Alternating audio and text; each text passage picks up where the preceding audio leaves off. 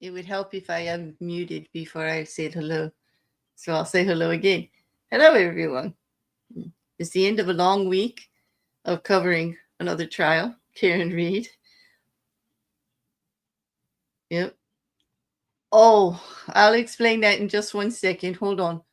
Well, today, just for those of them coming in today, we're going to do the recap on Sean Combs, P. Diddy, in his federal case in New York, the testimony that happened the last couple of days and how it affects the case and the charges against him. So, hello, Grace. Hello, Mrs. Cassandra.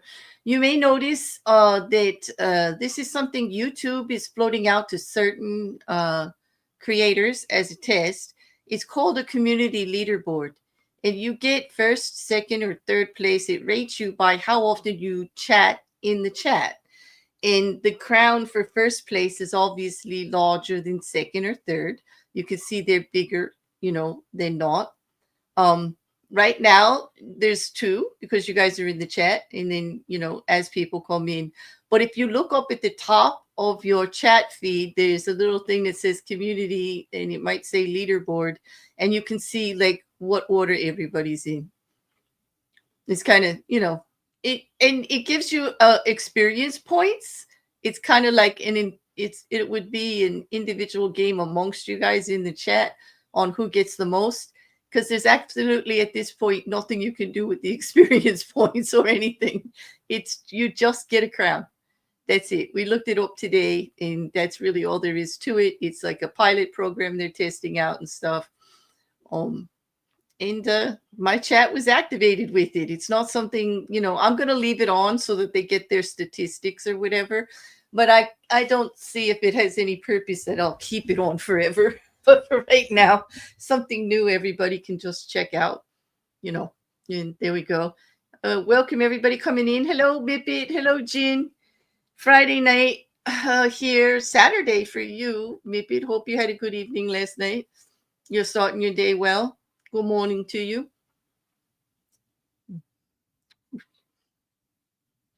Yeah, Jin had the crown. He did have a crown for a while. In the other chat during the day. Welcome, Maggie. I'm just gonna wait until some more people get here before I start the update. But damn, it was a very, very tumultuous week in the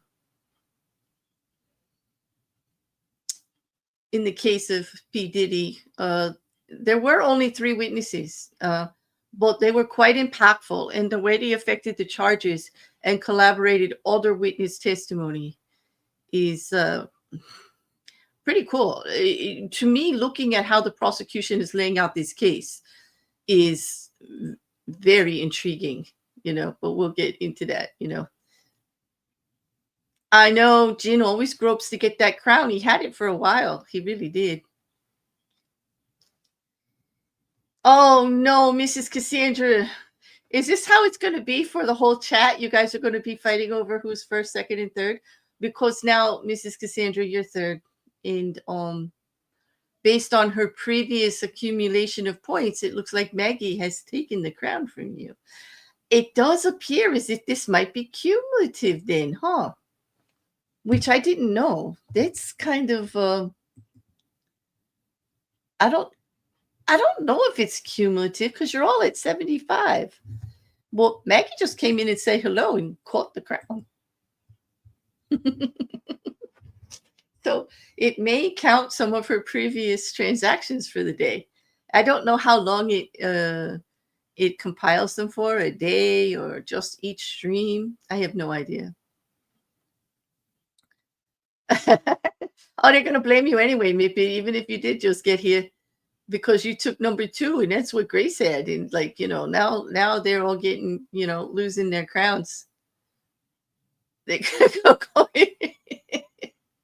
I guess you just have to keep at it. Well, it's just going to keep you amused, So there you go. But that's all I really know about it. I'm sorry I don't have more to tell you what it is. Grace, but you have a bear next to your name. You're all right. You'll be okay, boo. I think you have Stabby Bear next to your name. You could use Stabby Bear to get the crown back from Mrs. Cassandra if you wanted. Oh my gosh, Not at all. I'll be listening while I die in Red Faction. Okay, Jen. Oh gosh.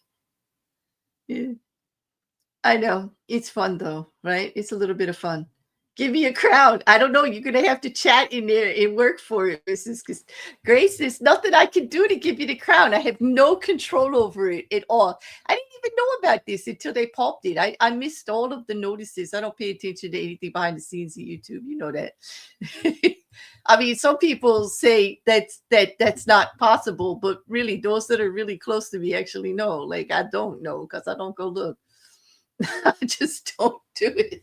I just, All right. So who's let's see. Who's ready to talk about this dude, huh? Let me change my little person up here. We don't need books today. We need a for this guy. Okay. So did it work? I don't know. You don't have a crown. It did not work to do the message. No, it didn't. It didn't give you any advantage, unfortunately. But this trial and error will keep going on, I guess. All right. If it's okay with you guys, let's talk about Diddler? Yes, Mrs. Cassandra, let's do that. Yes, this is the second day, right? Because it was there yesterday. Yep. I've been a member longer. Give me the crown. It's like 1 month longer. Did you guys gonna fight over it? Also, like, oh my gosh. All right. Oh gosh. Oh boy. YouTube, what are you doing to me? What are you doing to me, YouTube? Okay. Let's get on. Let me get my stuff together in regards to this. Okay, so we started on Tuesday because, of course, court was closed for the holiday weekend here in the United States, Memorial Day weekend. There was no court on Friday, and there was no court on Monday. So we started on Tuesday. And, well, basically for all of the 4 days, we only had three witnesses. And they start on one day and they bleed into the other between cross-examination, and redirect and all of that. And I'm not going to give you like word for word what they said or anything like that because the transcripts are not available to me currently. But I do have a summation of what their testimony was about, some of the quotes. I can tell you who the prosecutor was and who was the cross-examiner, all of that kind of thing. But mainly what we want to focus on is because of the types of charges they are, besides the sensationalism of all of the things that they're using to convince it. In other words, as Cassie Ventura as the main witness number one, the way the prosecution is laying out this case, everything goes back to what occurred in Cassie's testimony. Just about every single witness to date is collaboration of events that Cassie has detailed during her long and tumultuous relationship with Sean Combs. And it on her testimony that during that relationship, she didn't feel free to leave. She felt coerced into doing things that she didn't want to do, that she was abused, both sexually, emotionally, and physically. And he had control, serious control of her life, in that he blackmailed her, in that he controlled her career, he controlled her finances, he controlled her wardrobe, how she wore her hair, what color she painted her nails, who her friends were, who she was allowed to have around her. All of this is coming out, that he had complete control of everything. Now, some will say, well, that's how it is when you're with somebody as big and powerful as a man like Sean Combs, P. Diddy. He runs an empire. Of course, he's going to control her wardrobe and her hair and her nails. She was an artist with this company, an artist who he very rarely let perform, an artist who even in 2015, when she was on a movie set, showed up and intimidated people, making sure that everything was the way he wanted it. Now, it shows they're painting a picture of a man who had total control of Cassie Ventura. But as they do it, and as we go over the testimony for the last few days, we're going to see that even in the prior testimony we had from previous assistants like David James, and Cassie Ventura's mother, that everyone who was around P. Diddy suffered some form of the same situation Cassie was in. Threats of physical violence, outrageous temper, intimidation, blackmail. Even though David James, the assistant in the last week's testimony, was very reluctant to talk bad about P. Diddy, it did come forward during his testimony that P. Diddy had a video of him dancing at one of the parties and had used it to blackmail, or AKA coerce, him into taking care of some details for him. When the cross-examination, when the attorneys for the defense, who have repeatedly gone against every witness as to why didn't you report it? Why didn't you say anything? Why did you stay? Just like you do with a victim of domestic violence or a victim of SA, they are attacking the victims as to why they didn't do anything about it. Because just about every witness that isn't law enforcement or an outside agency of some type is a victim here of Sean Combs, according to the prosecution. And accordingly, so far, to the prosecution's elicitation of their testimony. Their testimony seems to always have this nuance in it. Even the hotel man, he was bribed to be quiet, intimidated. Even the hotel manager, who said that they had, one of the hotel manager that testified, who said that they had listed Sean Combs as a special case, that people had to check the hallways. They felt like having his business was, sometimes it was great to get the money and it's great to have the business, that it was steady, but it did present its problems. Extra charges for cleaning the room, not having people on the floor that could smell what was going on, people coming and going and drunks, and especially the noise. That they had to have extra staff monitoring the hallway. And it needed a deep clean afterwards. The room was taken out of commission for a day. It became protocol. Now, they would charge him for all this. They weren't really out the money. But just showing how, Sean Combs affects everybody's life in some way or another, in some oppressive type manner, I know it sounds weird to use the word oppressive in a sentence where, of course, the hotel is making money on the man. I'm talking about how it feels. I'm talking about how you start to look at things. It's true that all of the assistants were paid, right? These were great jobs. We heard David James said it was the best damn job he ever had, and there was plenty of good about it. Were there illegal things done? Apparently, yes. Was he coerced into having to handle them for Diddy? Of course. It was the rule of the game. It was how things were. You did whatever Sean Combs said, or it became very unhappy. And what happens when Sean Combs gets unhappy is usually a violent outbreak. He throws things, he retaliates, he gets petty, he calls HR and removes you or demotes you or gives you a horrible assignment or makes false accusations against you, as we'll find out in today's testimony. So let's start now, after all of that, with day 10, Tuesday. In day 10, Capricorn Clark. Capricorn Clark, and I'm only going to use the drawings from the court. P. Diddy is still dripping like an ex-college student prepper or thinks he's taking his PhD, studying for his master's. I don't know. But that is not the P. Diddy we all know, or the image he puts out. Yeah? Well, it is a good one for court. I'll give him that. So, the witness on day 10, first witness of the week, was a woman named Capricorn Clark.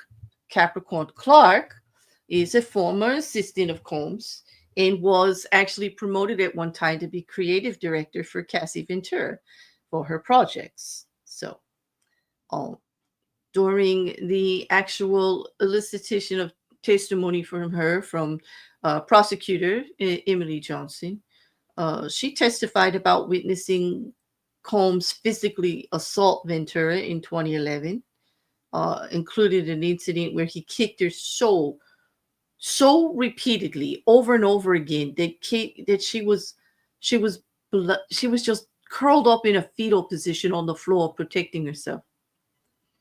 She also recounted Combs brandishing a gun, threatening her life, after learning about Ventura's relationship with rapper Kid Cudi. Now, Capricorn Clark is going to start her testimony corroborating that testimony of Cassie Ventura and Kid Cudi in regards to this incident. And, well, at gunpoint, according to the testimony, he kidnapped her. He made her go with him. She said that in December of that year, 2011, when this incident occurred, that he appeared at her residence armed and compelled her to accompany him to Kid Cudi's home. Okay. That he was enraged upon discovering that Cassie might have been in a relationship with Cudi, and that he expressed repeatedly intentions to harm Cudi seriously. She testified that Combs actually threatened to kill her and others if they did not convince Kid Cudi that Combs was not involved in a subsequent break-in at Cudi's house.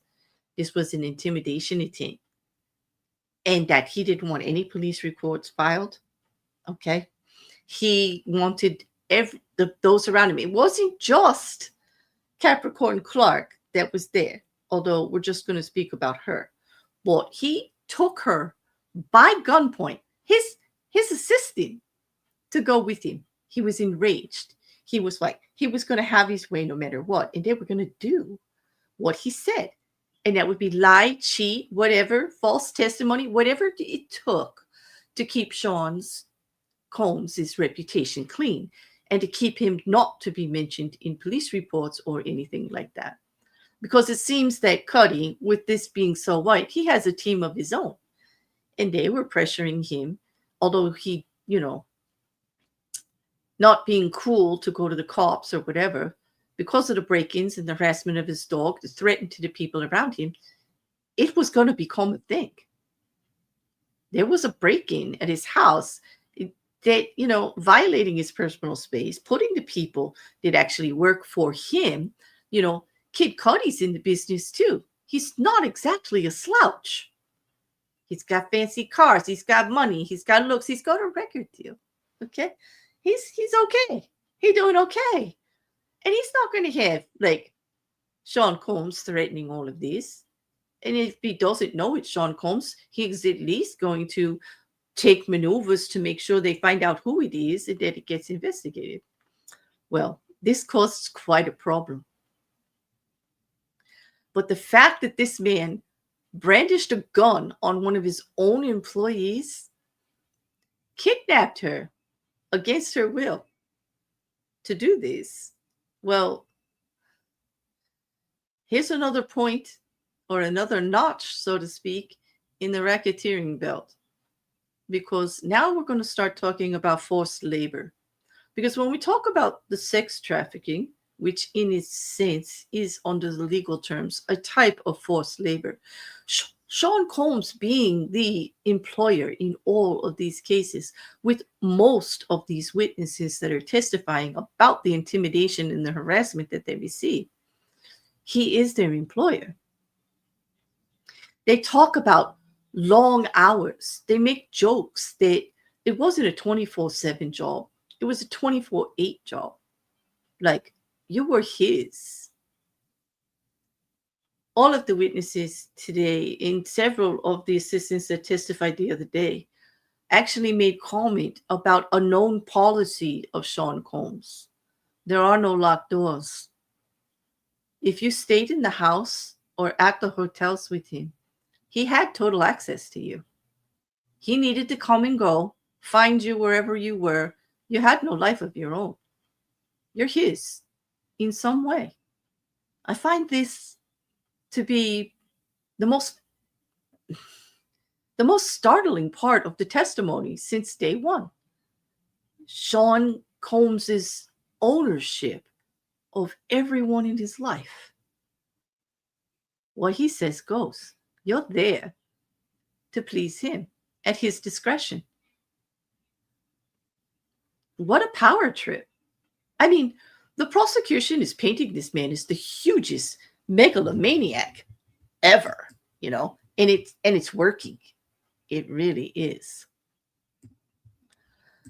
Thank you so much, Charlie. I appreciate the tip, and I definitely appreciate the compliment. Thank you.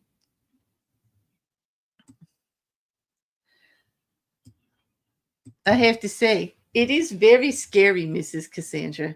Very scary, very, very scary. Because this is an older woman, not older. She's around Diddy's age. As a matter of fact, they grew up, you know, around the same, you know, during her cross-examination, the defense even used the fact that she said to him once, you know, when I was, you had a crush on you when I was younger and blah, blah, blah. And, you know, always sending like nice texts back and forth. In you know, Capricorn Clark is saying, you know, I was desperate. I didn't want to lose my job. I was moving up in the company. You see, there would be periods of abuse and horrible things would happen. And then he'd give you a better position in the company somewhere, you know, but you were still, you know, tied to him. You were still you still had to give him total access to you. And like, if that phone rang, you jumped. And if you had to be somewhere or travel somewhere with him or take care of something for him, you needed to do it. There were times when Capricorn Clark witnessed, there was a time when Capricorn Clark witnessed a beating. And she talked of many incidences, not only of threats against her, but mostly collaborating of the incident with Kid Cudi, and also the multiple incidences that Cassie Ventura spoke of that happened to her. Capricorn Clark was a long-term assistant also. And so P. Diddy having many people around, there are quite a few people that can collaborate the stories, not the story, but the testimony. Let's just call it testimony. Cassie Ventura's testimony of the events and the multiple beatings she had. She actually testified that one beating was so bad that Capricorn actually contacted Cassie's mother and said, he'll kill, you know, he'll kill me. He will fire me. I can't lose my job. You got to call the police. Somebody needs to say what's going on to Cassie. Cassie's getting hurt. You need to help her. Again, we have an assistant on the stand who says they see what's going on, but they feel helpless to actually do anything about it without their own livelihood being threatened. She also depicted a point where some jewelry or something went missing. And Capricorn Clark was taken by people that work with Sean Diddy and forced for 5 days to take a multitude of lie detector tests and grilled investigation, humiliated and harassed for 5 days straight because they thought that she had something to do with it in punishment. Maybe she took it. Now, She did have a good job with them. She also had an autistic child at home. She had pressures. She needed stuff. And they were using all of this against her. As a matter of fact, the defense did too, as to why, even after she was let go and she separated and she left them, how in 2024, just recently last year, she asked if she could get another job in the company. She needed work. And she told them straight out, yeah, because it was an option. She knows the inner workings of that business. At one time, he did trust her. He knows that since she left, she didn't talk about anything that went on. Of course, she's going to ask for another job. She had an autistic child at home and she needed to make money.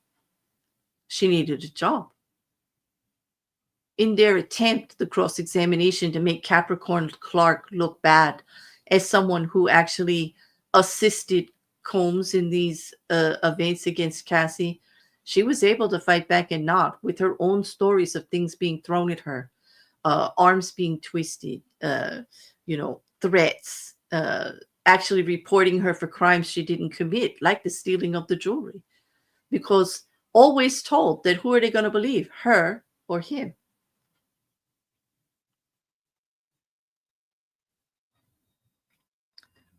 Yeah. Unfortunately, when they try to reach out for help, like when Capricorn Clark called Cassie's mom and said, you need to report it. Well, Cassie's mom did talk to her, and she was very upset to find out that was going on. But Cassie convinced her that they would all be killed, that it would be worse. And so they didn't go to the police. All of them were so terrified. And that is the picture that the prosecution is painting very well, witness by witness. You see, what I'm trying to lead to here is the build-up of the prosecution's case, starting with Cassie Ventura and how they go piece by piece. Like when Kid Cudi testified that his car got firebombed with the Molotov cocktail and his house was broken into, and it all seemed to revolve around Cassie saying, he found out about us and he's going to hurt you. He's going to hurt me. Okay. He will kill you. And she was terrified. And Kid Cudi testified to that. He does feel played by her because he didn't know that they were still together when they started dating. He thought they were broke up. And being broke up, he was willing to take the chance because he adored Cassie. And she's a beautiful young girl and she needed help. I mean, there's the old adage that, hey, what man doesn't want to help a damsel in distress? And doesn't that feel good? You have the power, you have this, you could do something. Why wouldn't you? Of course, she's beautiful and she's vulnerable and she's smart and she's funny. And she gets it. She's also terrified. Well, he did feel played by her, and he testified to that, that he thought things were a little more real. He was hurt when she went back to Diddy.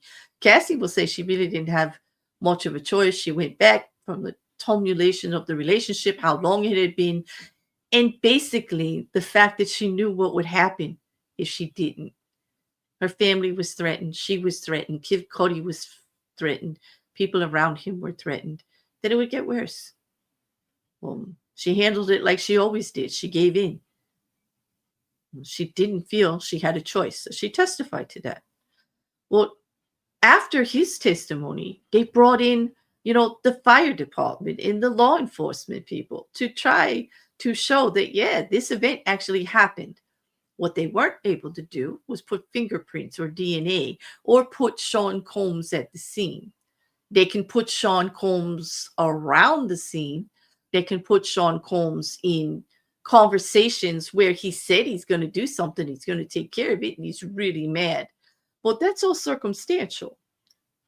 But when you're building a case like this and all you're doing is supporting other testimony, circumstantial can work. Okay. The robberies, the arson, they all lead to illegal events.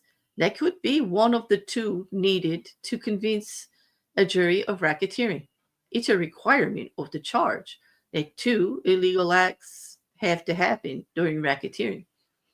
We've got the sex trafficking. We've got actually witness intimidation. We have arson. We have robbery. Um, multiple events of violence. Okay. We have claims of SA. And we'll get to that. Cassie said brought it up. Okay. Capricorn Clark. Well, she was a yes and a no witness kind of for the prosecution. She's able to collaborate a lot of the events because she was there for quite a period of time. But she also leaves it wide open for the prosecution, for the defense to actually push, like, you were making money, you have an ulterior motive, like, he let you go because he didn't like your work or you did something wrong. He accused you of thievery. All of these things, like, you've got ulterior motive to testify in. Well, the answer to that, as the prosecution will often do on cross, is, well, if that was the motive, then why did you wait till now? You could have definitely made a lot of money selling your story to the press. I mean, if that kind of motive really existed in Capricorn Clark, if she wasn't actually afraid, like, here's the thing, if she wasn't actually prevented by fear, literal fear, big capital letters fear of retaliation, knowing what Sean Combs would do, seeing what he'd done to others, witnessing firsthand what he threatened to do to her, being kidnapped by a gun, forced to be in an illegal kind of threatening, intimidating transaction like this against other people, against her will. All this happened to her employment, and then she's finally not employed anymore. All of this exists. You're going to go out and do an interview for money? What would keep him from putting a Molotov cocktail in your car, harming your child? He did blackball her in the industry. She couldn't get a job. He did contact every PR company he could that she was not employable. He made many moves behind the scenes to interfere with her life. He had already intimidated her into silence. And unfortunately, when the prosecution, fortunately for the prosecution, they can counter defense when they bring that up, and then it just looks bad for the defense. It does. They talk constantly on these witnesses, like, why didn't you report it? Why did you let Cassie get beat? They actually try to make them complicit. Like, were you helping? Did you think it was okay? Maybe you thought it was consensual. Maybe it wasn't that bad. Always blaming the victim. The most distasteful part of this case is the ability for the defense to stay there and over again blame the victim for what happened to them. Because Sean Combs gets to challenge his accusers. So not only do they have to be brave enough to tell the story of everything that happened, they have to humiliate themselves with the fact that they didn't do anything, that this was allowed to happen to Cassie for years and years, and they knew about it. And then to have it known by all of us out here that they knew about it and didn't do anything. And in trying to wrestle with that in their heads, that they didn't do anything. And why didn't they do anything? Because they themselves felt intimidated and pressured and coerced, threatened on a daily basis, threatened monetarily, and even above that, threatened psychologically with the torture of what could happen to them, but also in many cases threatened physically with violence. Multiple incidences of things being thrown at them, overturned desks, chairs, people's arms being twisted, people being shoved or held over stairwells, balconies. I mean, and these aren't Sean just making a nod to some bodyguard to do it. This is Sean Combs doing it himself. You see, that's the unique part about this big power thing with Sean Combs. He's got all the people to do it. It's not like he nodded to bodyguard 1 or bodyguard 2, go over there and twist her arm. He goes over there and does it himself. He makes sure that he's the one. That has to be terrifying. It's also kind of dumb. Somebody with that kind of money and that kind of power actually being the one to lay on hands. Well, that also shows you how psychologically twisted he is, in making him even more dangerous. And don't think that everybody that works for him doesn't see it. They're all they're testifying to it. We don't have just one assistant. We don't have just two assistants. We have a multitude of people who work for him as his personal assistant, which seems to be the catch-all phrase for grunt or personal slave or prisoner of the corporation, actually testifying to all of this, which step by step is really building the racketeering case of coercion.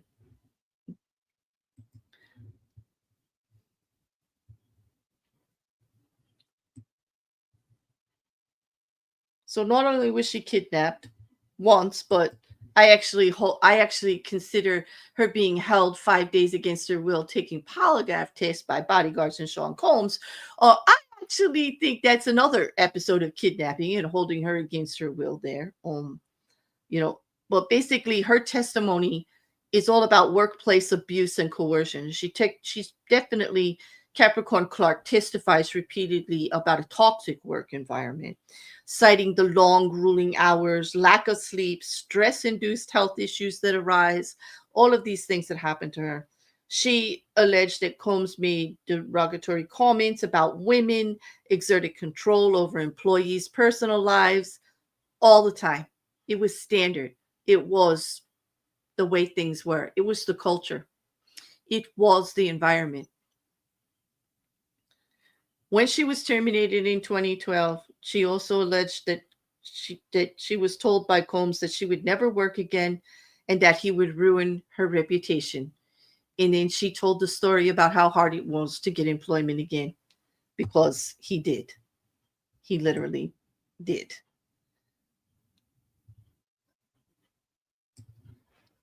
When things were getting really, really bad, she did actually admit under cross-examination that she did seek to be reemployed by Combs, fearing for her livelihood, fearing that, well, at least she knew it was there and he would know that she wasn't going to say anything.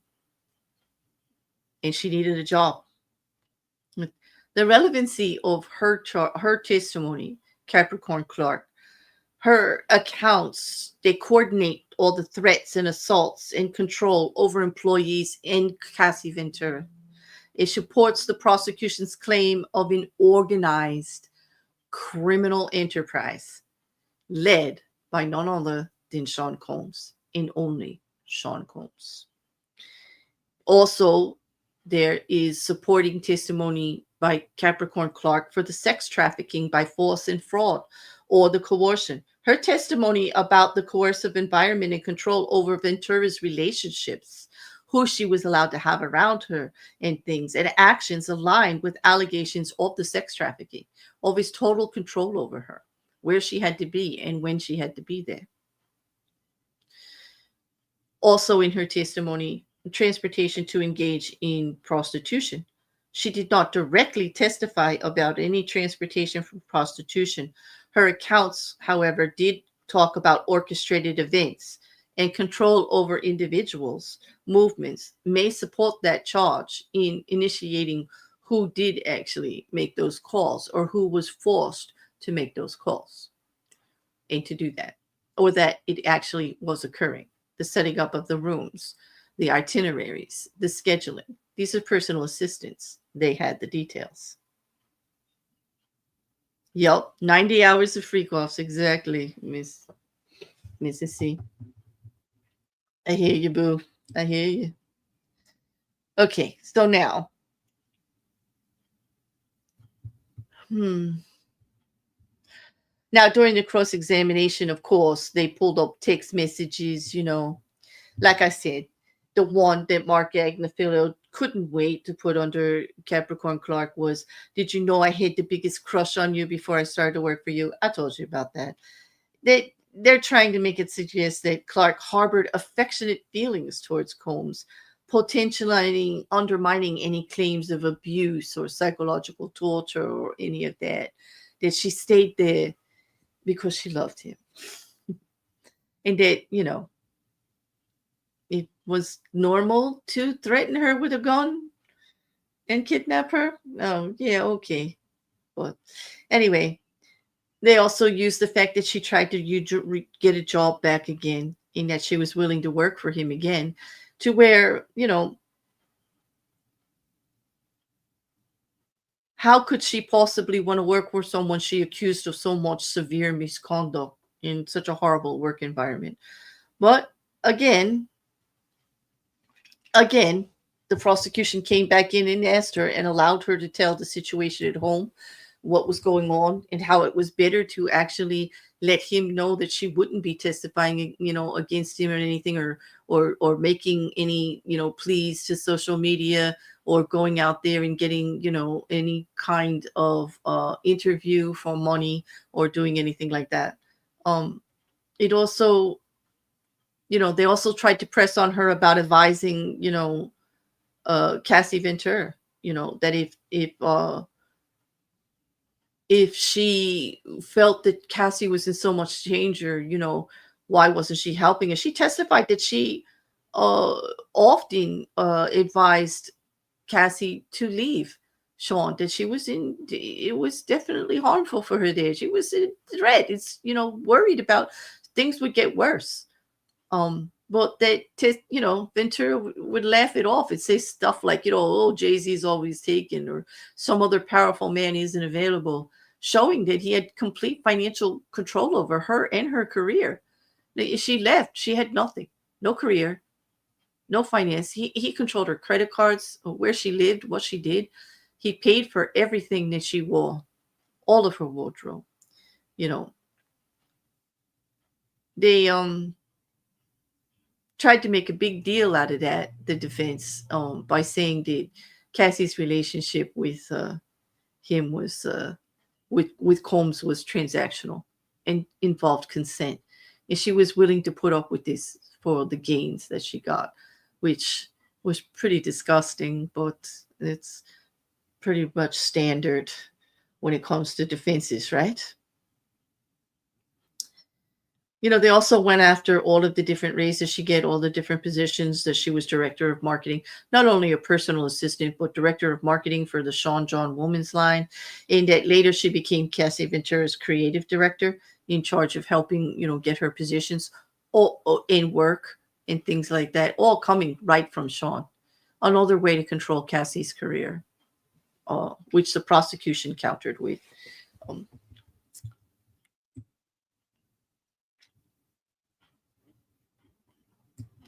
Clark's testimony, both during direct and cross examination, is going to be a critical component of the prosecution's case. It provides detailed accounts that support the charges of racketeering and the sex trafficking. It shows fraud, coercion, kidnapping. It shows the routine. It shows Sean brandishing a firearm. Yes, for an illegal act. Using it to menace and control people. Okay. And we move on to the next day, where stylist Deonte Nash takes the stand. This is Deonte Nash, and he is actually a friend of Cassie Ventura's. He had been a friend of hers since 2008. Something the defense tried to use against him, but let's get to his testimony first, the legit parts of it. He can testify to witnessing multiple events of violence, violent assaults against Cassie Ventura. He also during his testimony recanted many times that Cassie Ventura confided in him later, around 2013 or so, started to talk to him about having to do things against her will, how Sean was setting up meetings with her with other men, and that she would have to do things with them or have repercussions, referring loosely to the freak-offs, without ever saying, talking about the video blackmailing and etc. He testified that Combs threatened to release the sex tapes of Ventura to her parents in the public as a means of control and humiliation.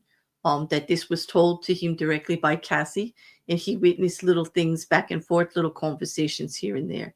He was often present with some of the violent outbursts that would happen. Sean looking for Cassie, can't find Cassie, shows up, violently moving her into another room out of their view where you can hear an argument, an assault happening, and then Cassie shows up with black eyes, bruises on her body, etc. Same as other witnesses have testified. He said that what was most prominent in his testimony as a stylist was depicting Sean Combs's complete control over how Cassie worked, in how she looked and what she was allowed to wear and how she was able to make her appearance. He had control over her professional life, including what PR she did, including what jobs she was allowed to set, even what interviews she could actually go on. He actually threatened to withhold music releases for her album, her creative work. He had total control of all of it. If she didn't do what he said, he literally just, her career would disappear.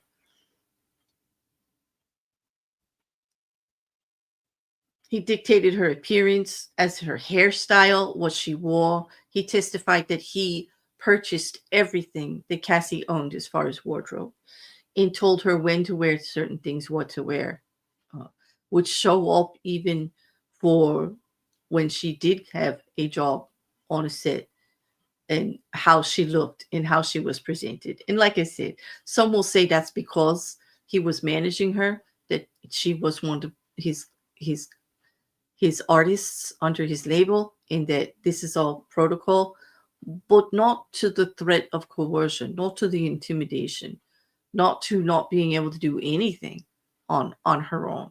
It seemed obsessive. When pushed, Deontay Nash would say, no, it was beyond that. Like, it was actually, you could see it. It was beyond that.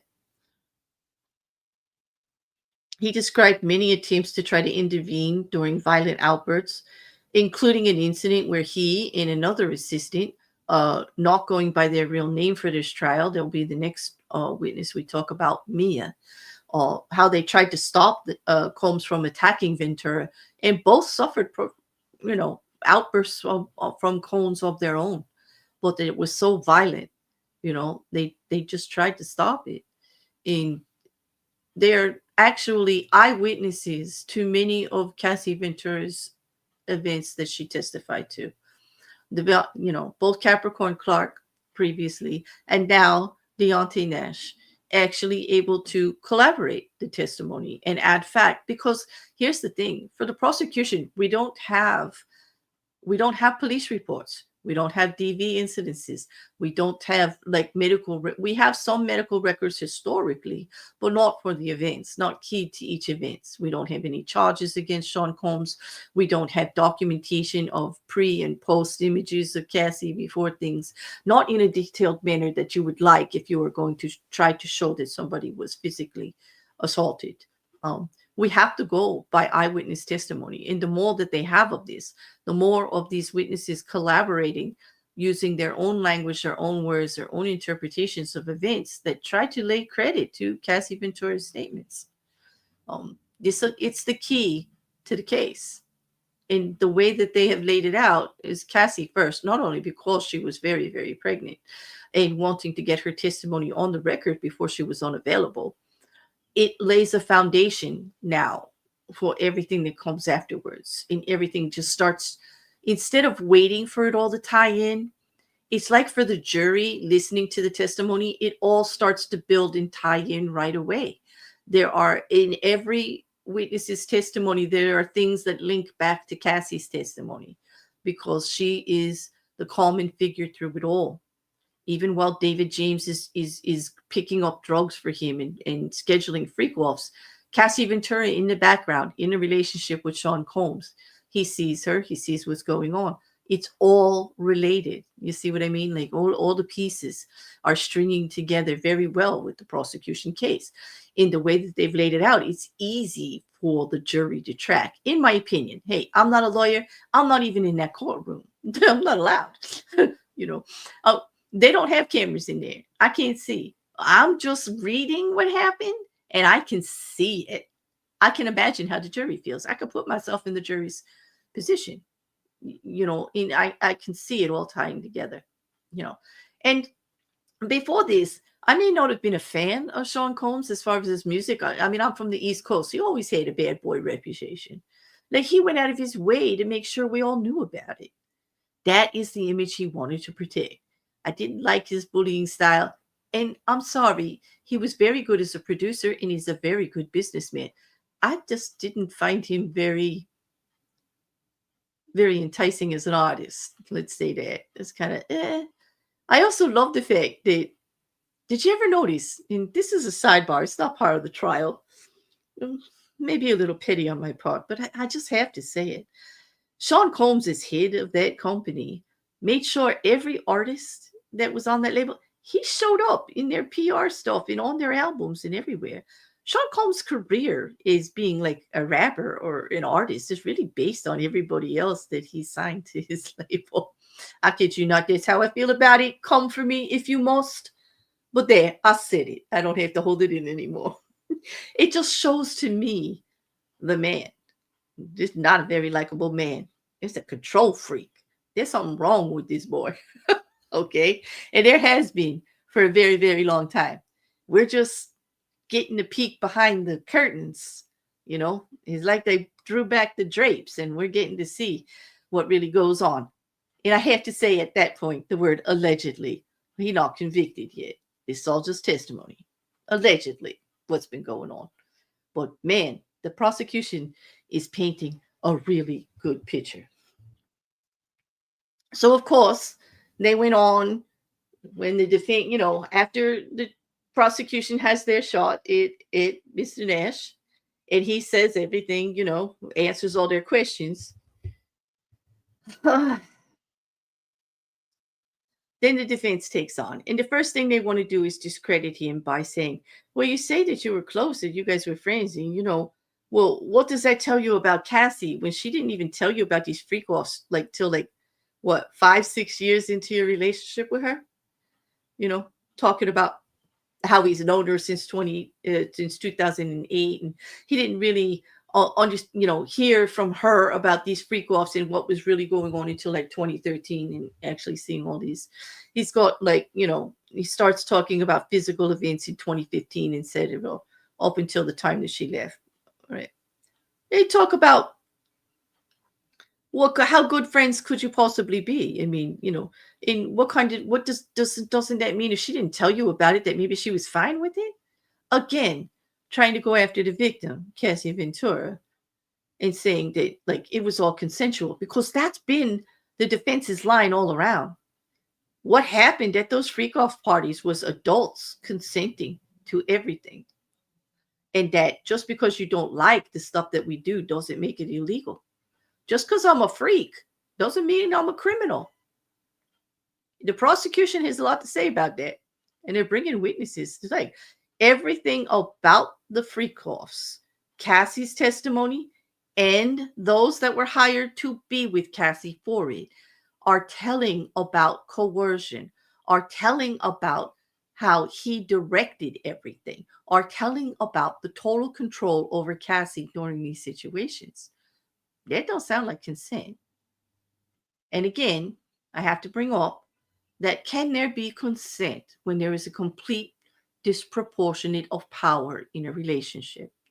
We're talking about a mogul who's in control of everything in her life. Is it possible for her actually to say no? And when she is actually acting like consent, is it? Or is it coercion? Is it taking advantage? Is it bullying, harassing, abusing? There's plenty of studies that say in relationships that have an unequal balance of power, there cannot be equal consent. It's much more complicated than that. And although I'm not a fan of Dr. Dawn Hughes, in this case, testifying for the prosecution, she clearly stated why it would appear that way, why Cassie would have felt trapped not to do anything, and how that's normal in these situations. It's the norm. It's a survival response. So, anyway, this testimony, let's get to what it led to. So, Mr. Nash's testimony, as far as, where am I? As far as the racketeering,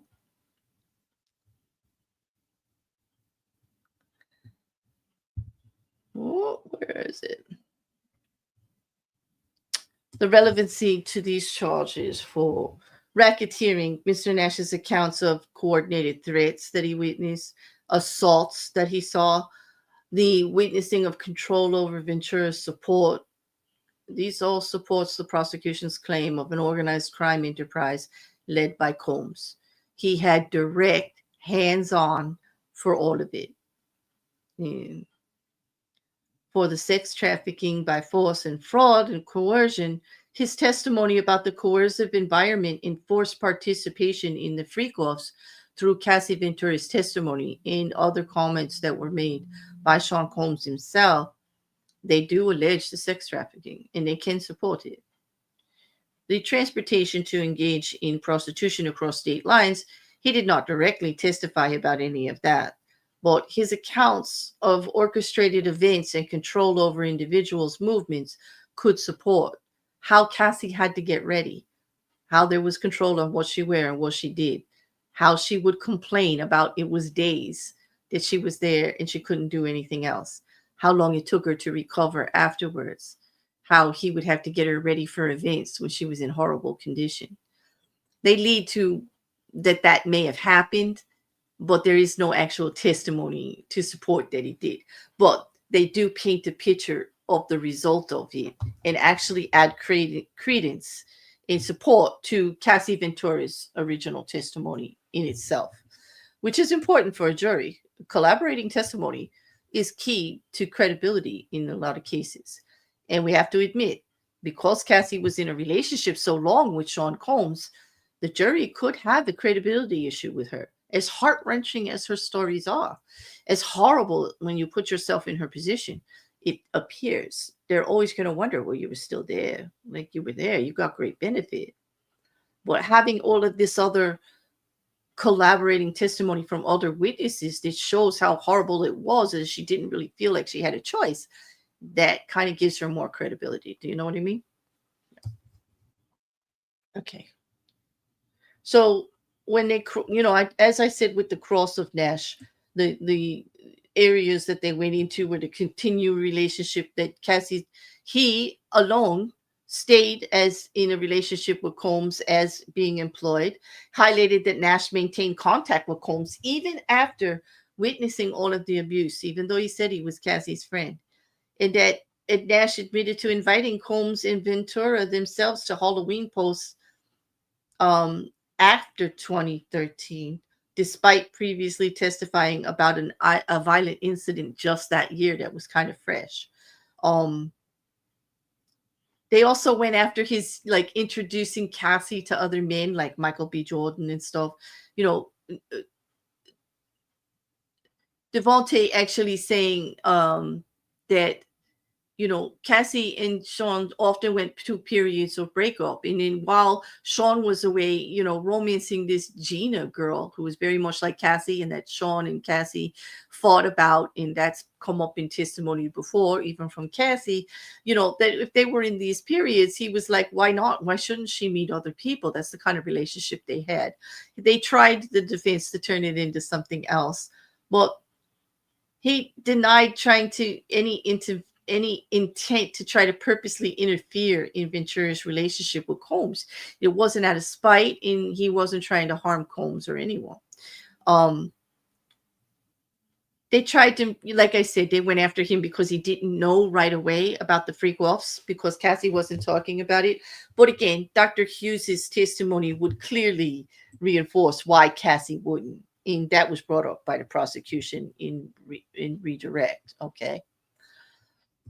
When asked directly if he had engaged in any criminal activities for Combs, Nash responded affirmatively, but would not elaborate. And the defense did not actually pursue it any further. Deontay also admitted on the stage that he only answered the questions that he was asked, that he was there under subpoena. He did not want to be involved in this case. He was subpoenaed to testify, and he would answer truthfully everything he was asked, but he wasn't giving out any information freely, if that makes any sense, you know. Observers that were in the room during the direct and the cross actually have reported that the cross-examination itself of Deontay lacked impact. Some of the jurors were actually appearing disengaged, like they could care less, that they knew that they were going to attack on personal issues, and they just were like, nope. There was actually even a moment of levity when the attorney for cross-examination, Donaldson, complimented the way that Deontay Nash was dressed, specifically his jacket, to which Nash directly looked at him and very quickly quipped, "It's not your size." And the whole room kind of like lit up in laughter, which was a light moment in such heavy testimony. But it also showed that the cross-examination was not making the impact of disparaging him or making him unlikable or devious or like working against Combs in some manner. Although the defense often stays focused on inconsistencies and potential biases a lot with the witnesses, and especially with Noah's testimony, they emphasize his continued, like they said, his continued association with Combs, like they have with other witnesses, limited knowledge of Ventura's personal affairs because she kept things a little quiet. They tried to cast doubt that he was a reliable witness. However, his direct observations of alleged abuse can't be ignored.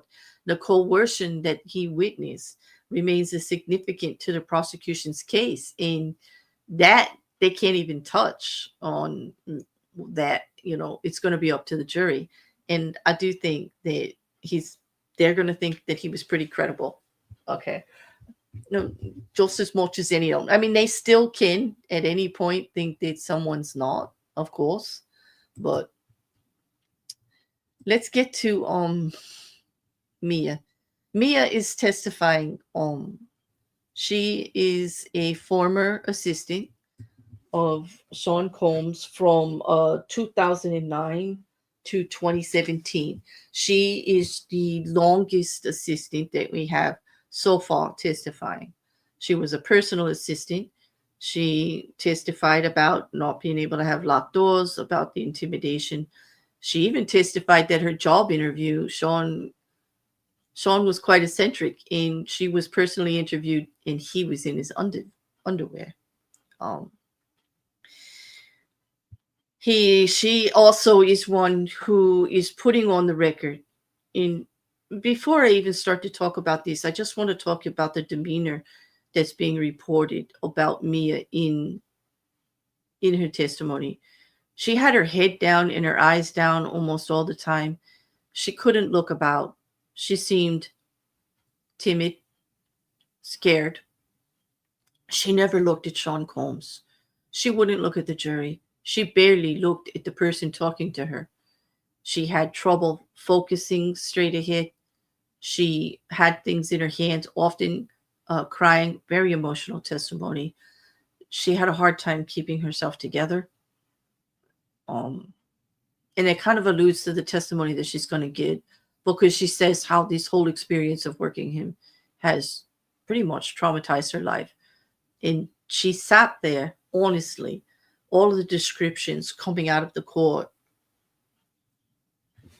Yeah, sorry, I forgot to change it. Thanks for reminding me because it didn't click. I clicked it and it didn't move. This is her. Yes, now it makes sense, right? Thank you. If I didn't see that, I wouldn't have known the click didn't work. So thank you. So, but she just basically, if you look even at the courtroom, uh, the courtroom sketch artist, like even her prediction, her actually portrays her. Look how timid, bangs in front of the face, looking down, shoulders slouched. Um, I want to just premise with that because some of this testimony is horrible. First of all, she testified to repeated events of SA against her will during her employment. That the first one happened early on in her employment, based on the no lock doors. He just walked into her room and climbed into her bunk bed, and it was short. And she didn't know what to do. She was stunned. She was not happy. Based on threats of violence prior, dishes being thrown, stuff like that. She has a lot of testimony about these events. A computer losing Wi-Fi. She went to find someone to deal with it on set for something that they were doing. When he came back, he was so upset that she had disappeared even for a moment, even though she was getting a PA or somebody to work on the computer system, that he picked up the computer and threw it at her. Being upset because she had to go to the bathroom a lot because she was on her monthly, picking up bowls of spaghetti and throwing them at her, all in front of other people. No one ever doing anything. She was young. She was 20 when she started, And all during this, she's thinking it's a great job that she has, but now she's thinking he's going to ruin her life if she talks about anything. She's not even sure that she can leave because she's confused. And she testified honestly about this because here she's getting a bowl of spaghetti thrown at her in one incident. Yeah, I just said, Mrs. Cassandra. Yeah, he did. Oh, when in the beginning and continually. It was more than one event throughout. But at this one event where she was not able to do something that he wanted right away, or something didn't work out during the day, and he was kind of upset about it, he decided to throw the bowl of spaghetti at her, even though it wasn't, anything to do with her.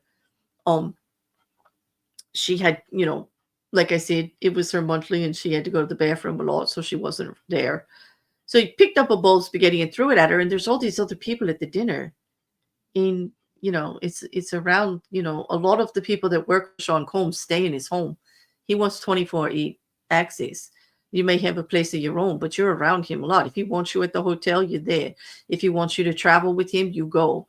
If he wants you at the house, you're there. Okay.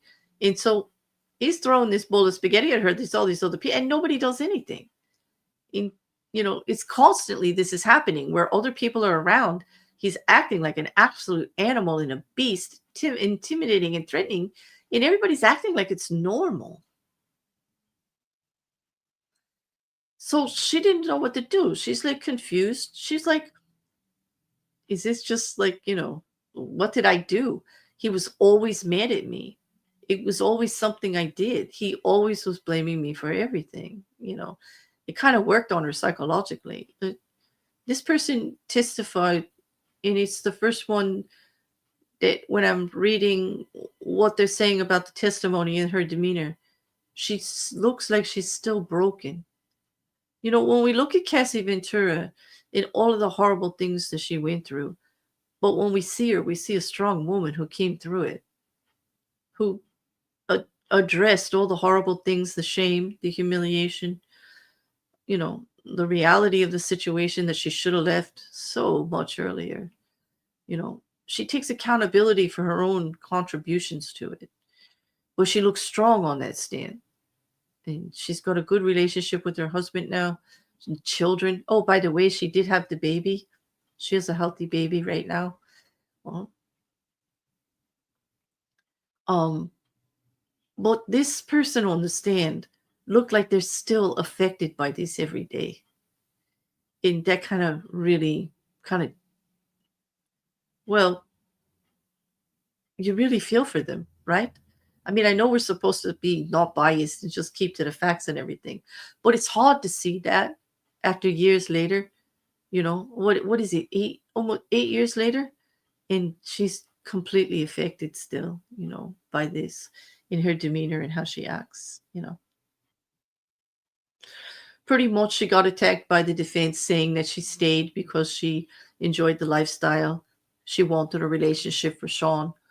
Perhaps she felt flattered, which I think is very disgusting to even infer, especially if there's even a hint that it was against her will. Um, but let's get back to some of the other things besides that she did.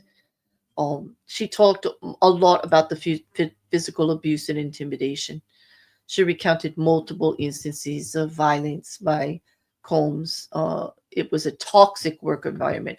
And here's the thing, the majority of her testimony is about the toxic work environment, about forced labor, about the long hours. She had to work hours and hours. I mean, her first shifts when she started were often like 18 to 20 hours.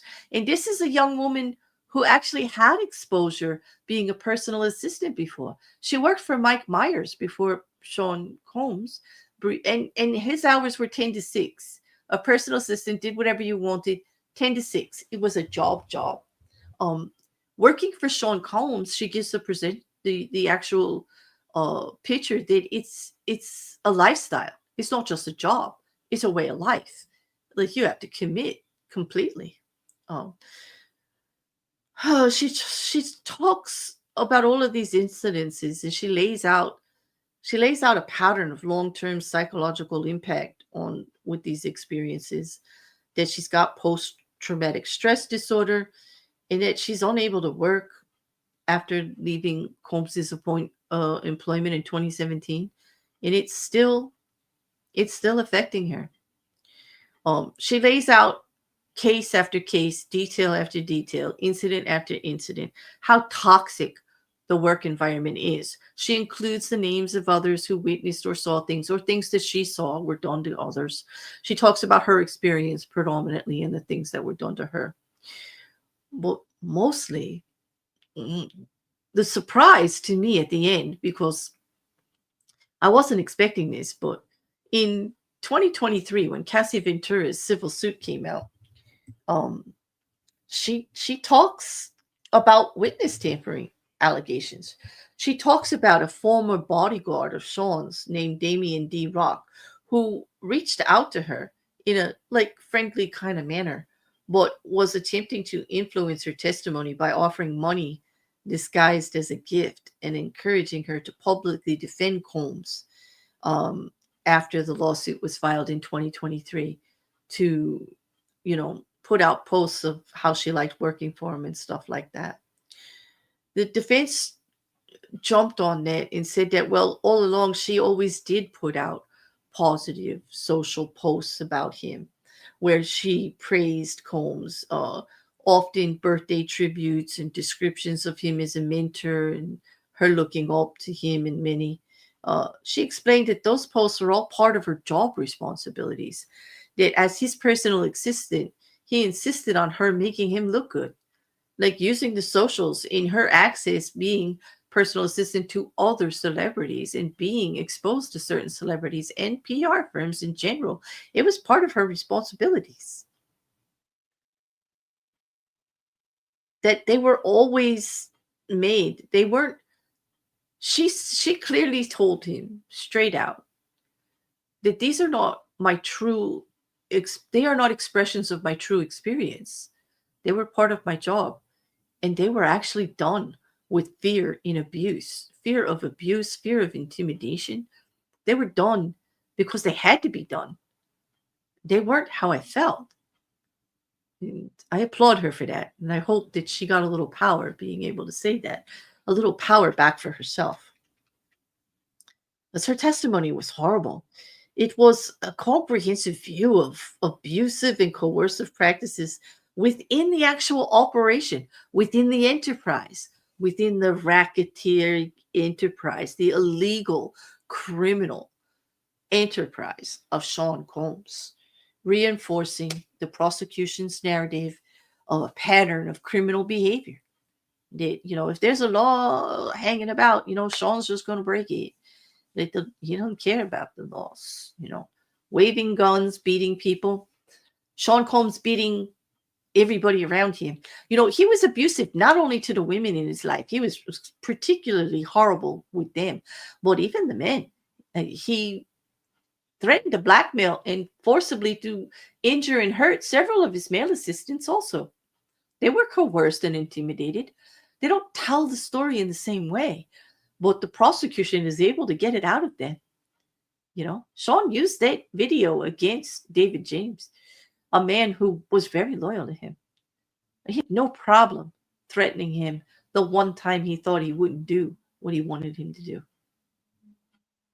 And it could have been as small as show up someplace on time, pick somebody up from an airport, schedule a drug pickup, get the guns in the bag, set up the room, get the hotel ready at the freak-off, order other people around to take care of these things, anything.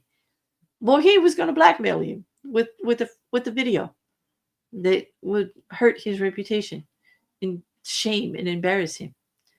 One of his most loyal, still to this day, employees. That man didn't want to testify. Several people don't want to be involved in this case and had to be subpoenaed to come forward. But let's talk about Mia's accounts coordinating to the charges, because that's what we do here, right? So for Mia's testimony, definitely supports accounts of coordinated abuse and intimidation and support the prosecution's claim of the racketeering. For the sex trafficking by force and fraud or coercion, her testimony about coercive sexual encounters and manipulative aligns with allegations of sex trafficking. This is just the way Sean Combs operates. But transportation to engage in prostitution, Mia did not directly give any testimony about this at all. That testimony, if you'll recall, will come directly from those that were hired. And probably rightly so, because they were the ones that were hired and went across state lines to do so. But her accounts of orchestrated events and control of other individuals' movements do support that charge with knowledge of it. The hiring of the prostitutes, the preparing of the room, the organizing staff to make sure that everything's ready, and in making sure that Cassie herself was available for several days. And she testified several times in regards to Sean assigning her to Cassie to make sure things were okay, to cover bruises. In one event where they were at a movie premiere, where Sean was extremely upset and agitated before they went. They were all dressed up, and Mia was in attendance. And she witnessed Sean just clawing into Cassie's arm with his nails and speaking really with a very intimidating face aggressively in her ear throughout this movie premiere in the dark. And then afterwards, just shoving Cassie at Mia and saying, take care of her, where she had to go cover her bruises in the other room, in her arm, and do things like that. And how Cassie often had to wear, everyone's testifying about Cassie and her sunglasses, covering up marks on her face near her eyes, cuts, black eyes, marks on her nose, injuries. She also testified, in some of you that have been following me for a long time are going to love this one. She testified to having to get Cassie Ventura Anica cream for the bruises to help them heal quicker, and so they weren't seen and weren't prominent on her skin, didn't leave permanent marks. Shades of Amber Heard and Elaine.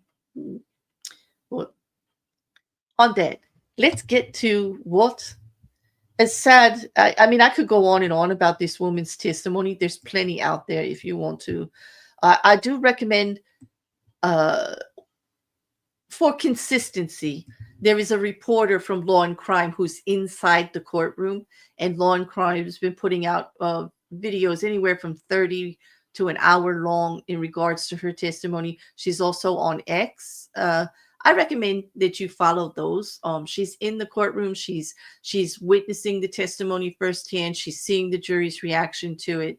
So if you want to get into more detail about actually the nitbit of what's going on inside the courtroom, the Law and Crime videos are pretty much basically the best ones. Also, they do those AI recreations that I have found quite entertaining, because they go right from the testimony in a professional way. So, the last thing I want to say about Mia's testimony is that, although the defense tried to focus on portraying Mia's past actions as inconsistent with the allegations she names back, and trying to, diminish her, cast doubt and attack her credibility, Mia consistently explained that her public behavior was a coping mechanism for the abuse that she endured. She constantly on the stand kept saying, that's how I dealt with it. I had to pretend it didn't happen, or I had to pretend everything was okay. And that she was influenced by fear and psychological manipulation. That often Sean would say things like, they often said, I love you to each other. He often praised her on some things and then would berate her later. It was not always a constant barragement of attack. He made sure that there was a little bit of just enough of the good stuff to make it confusing, to make it intimidating, and shows just the psychological manipulation that was there. I mean, her testimony is critical also for this racketeering, for this environment as an employee that was completely hostile. For forced labor, the hours, the no privacy, always unlocked doors, complete access. Like, if he wanted to know, you told him. So let me get to the charges. So after analyzing all of these testimony for the day, okay, when I asked this new AI about the key factors for the charges, in the racketeering RICO charge, the key testimony is, and a quote from Mia, and then she said about the control over the employees through fear and humiliation. And her quote is, Puff's authority was above the police. I couldn't tell him no about a sandwich, let alone anything else. I couldn't tell him no about anything. She testified Combs enforced that no locked doors rule at his homes and jets, enabling unhindered access to the staff. It had detailed how Combs used his wealth and power to silence dissent. She said, he would fire me and ruin my future, twisting the story to make me look like a threat. I would never work again. Okay. That supports RICO 100%. About the essay, she felt confused, ashamed, scared. He did everything. She laid there, not even moving. She testified how she complied with Combs' demands due to fear of retaliation. I couldn't refuse him. If I did, he would humiliate me, hurt me, or worse. That he used financial coercion, threatening her job and career. Losing my job, she said at that time, meant losing everything. It would mean my reputation, my income, my future. I'd never work again. He told me so.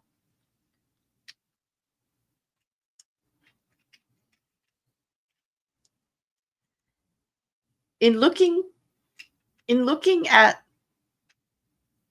just the actual overall, all three testimonies, right? Let's just look at all three so far and give them Okay, this is going to shock you because the AI will actually give me a percentage. And I've asked them to look at this week's testimony to see how the charges are actually shoring up. Now, remember, this is only the prosecution's case in chief. It's just their side so far. We still have to hear from the defense. We have no idea what they're going to put forward. So I expect all of these percentages to change, and they should change with every witness, with every cross-examination by the defense, with every point that's brought up. So just keep that in mind. Don't get too stuck on any percentage or anything that we talk from week to week, because it's all going to change by the testimony that comes forward. So let's just take racketeering, the RICO conspiracy. Now, we know we need 2 criminal events to prove racketeering, and that the job of proving the racketeering is that he operated a criminal enterprise where everyone involved was there under his direction, doing whatever he wanted, criminal, breaking laws for his benefit, making money, keeping reputation, getting some kind of gain. The probability at this point of the trial is 85% of a guilty verdict. That's a very high number. I was shocked.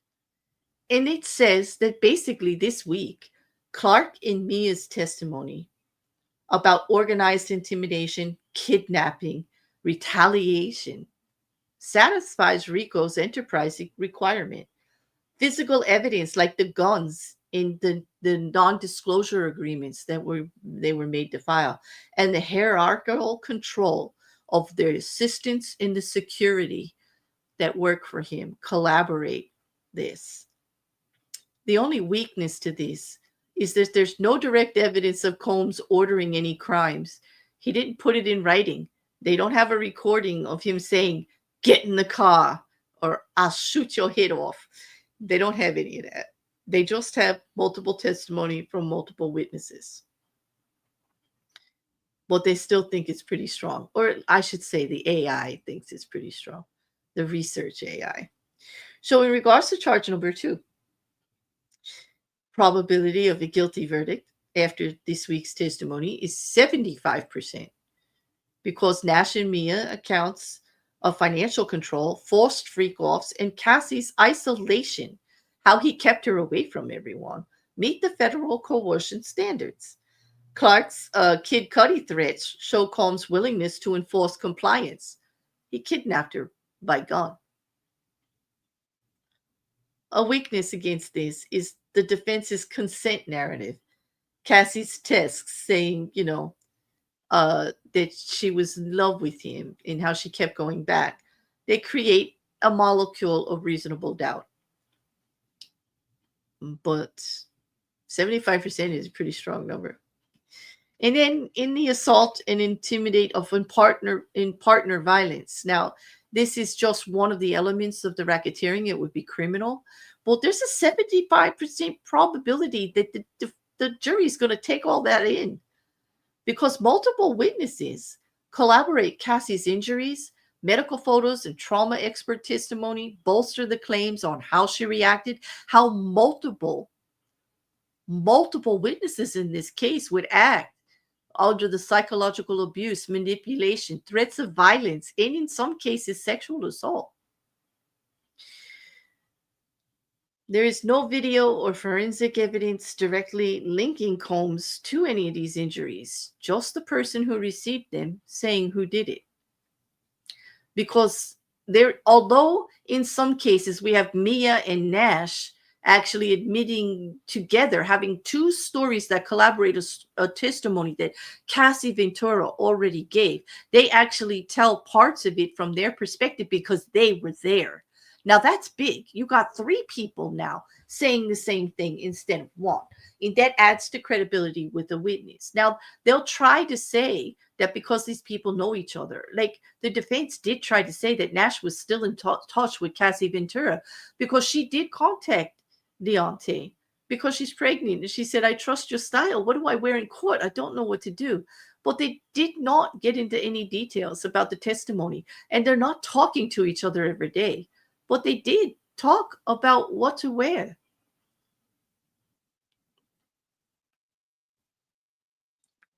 It is the defense's job to do what they can to poke holes. But anyway, in the prosecution's case, is very strong on racketeering, the number one charge against him. With Clark's kidnapping testimony and Mia's systematic abuse accounts, painting Combs as a ringleader, the man in charge. The sex trafficking will hinge on jury interpretation of coercion versus consent. And that's going to be the theme through the whole trial. And it's where the defense keeps going with every witness. Okay. While assault relies heavily on witness credibility. The jury accepts the witness's consistency despite, the defendant's attacks. The convictions on all the charges are very likely. It depends on how well the defense is coming off on those attacks. Juries don't normally like when victims are attacked by defense, especially in the distasteful manner. And victims do have rights, so they can only go so far. Yep, I agree. Maybe they can only find petty reasons. But on that is my hour and a half. I'm actually going to pat myself on the back for finishing pretty much on time for that one. They aren't really reasons. I get it. I really do. He is always throwing tantrums. There is a lot of testimony about tantrums, about actual tantrums and lack of control. That was the testimony. That's where they're going with it. Maybe not a personal assistant, more like a personal slave. Forced labor. Forced labor. That is against the law.